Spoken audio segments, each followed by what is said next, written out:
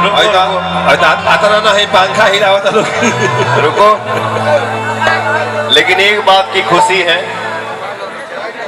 एक बात की मुझे इसलिए खुशी है कि बहुत लोगों का मैंने बहुत कुछ देखा मोबाइल पे,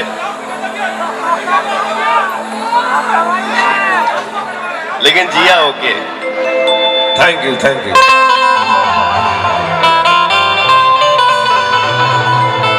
मेरे साथ मंच पे आज हमके लगा था 2-3 साल के बाद हम आज इवेंट के लिए खड़ा हूं, मंच पे खड़ा हूं। सही बात। हम तो कहें कि कोरोना जौन बार साला ये घर में बैठे का दिखा,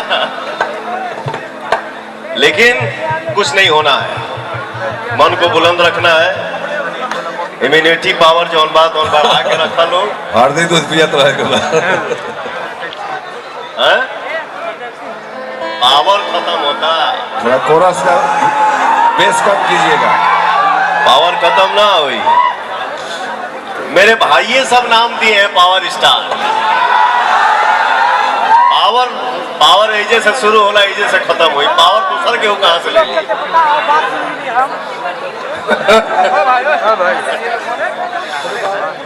आज आप लोगों के बीच में सुपरस्टार नायिका डिंपल सिंह जी और जिया खान जी यहाँ पे मौजूद हैं।